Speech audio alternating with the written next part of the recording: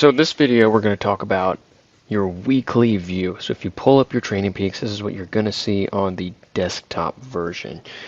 You'll see the workouts that you have or have not done. In this case, I'm filming this on a Wednesday, so this tab up here is going to look a little bit darker shaded than the other days over here. Yesterday there was a bike ride that I did not attempt, so that is in red, right? And the day before that there is a bike ride that I did, which is filled in green, because I did a full workout. There's also a duplicate workout here. We're going to talk about that a little bit. These are all great examples of what it is.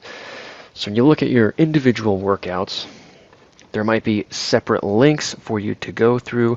If we add a lift, make sure you check the folder there. It'll look the same. It'll just be a lift, and there might be a little attachment in there. Make sure you click these, look at these, at least learn them a little bit so you don't have to keep going back through the videos, and you just have these tucked away in the back of your memory. They are important. Make sure that you take a look at them.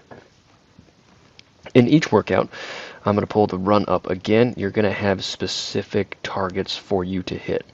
Yours, if you pull it up, it's probably going to look like this, a little confusing. So if you want to just hover over what's happening, that might be a little bit easier for you. You can see that we have a 10-minute block over here of a nice easy warm-up, and then we're going to have some bursts and endurance mixed in here. Whatever these are your specific numbers. You can see here we're going to repeat this 4 times, right? Now, the burst will have a specific marker for you to hit, and the endurance will have a specific marker for you to hit. If this is heart rate and you see 30-second bursts in there, do not attempt to get to that heart rate target in there. That is merely a placeholder, because if you try to get there in those 30 seconds, you're going to kind of trash your legs and ruin the goal of the workout, which in this case is an endurance run. Moving over, if you want to look at something like a more specific bike, right, you're going to have more of a kind of confusing thing here. So again, if you want to hover over, right, that's what I like to do. It's a lot easier for me. It's just the way I like to view things, but it's also listed out here in case you wanted to do this. You can write this on a whiteboard. You can take it away. You can hit this down arrow. You can extract it. You can put it in a fit file. You can download it to Garmin, right? So you can put it into your Garmin device, and then you will automatically have it, and all you have to do is hit the workout, select it on your Garmin device if it is compatible, and off you go. It tells you what you need to be doing harder or slower or faster, and it is a great tool. You can also use a Zwift file right here, ZWO file. You download it, upload it into the Zwift folder in your computer. Off you go. It's pretty awesome. So if you want more help with those two things, reach out to me, and I'll definitely give you more specifics on that. But you can see here the 2 intervals right here. 2 by 20 minutes at about 2:40.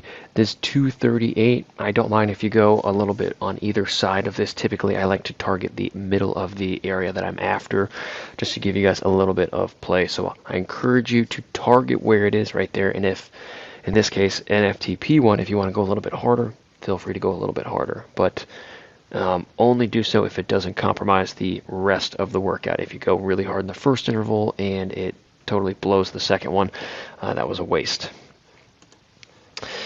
If you want to adjust some things, all of these are clickable and draggable, so you can move these around as your heart's content. I would encourage you to reach out to me first before you do that, just in case I might have a specific plan or idea or a reason why I've structured it the way it is. I'm going to work with your schedule the best I can, and I realize this is a give and a take relationship, and I want it to be that, but just don't go in here and just start moving things wherever just because, right? If it's a conflict thing, I get it, and I'll help you organize it in a way to really maximize the benefits with your schedule if things do pop up, and they will. So just reach out to me. Off to the very right-hand side, you're going to see some of those metrics that we have talked about in the past couple of videos. If you don't know what they are, go back in those videos, watch it, learn it. It's really good info. Fitness, fatigue, and your form. It's important to note that these numbers are going to be predictors of Sunday at midnight right here. So if we look in here at these numbers right here and we click tomorrow, right, these numbers are going to be a little bit different than the ones off to the side, and that's because these are more immediate numbers. You can see what you really are in any immediate moment. Okay.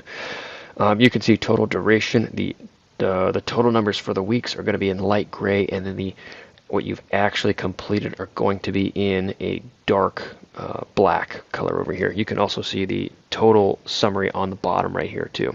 What period you're in and how much TSS target is supposed to be placed on you, all that good stuff. Now, I haven't talked about kind of the elephant on this week, and that is a double workout right here. In reality, it was the same workout, but it was recorded by two separate devices. So if you upload this workout twice, in Training Peaks' mind, it thinks that you have uploaded two separate workouts, which you really haven't.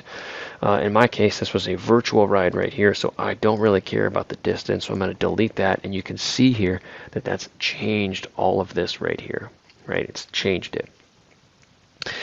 So I highly encourage you, when you are uploading some of those double metrics, and I think I have another one for you up here. Yep, these are virtual ones right here.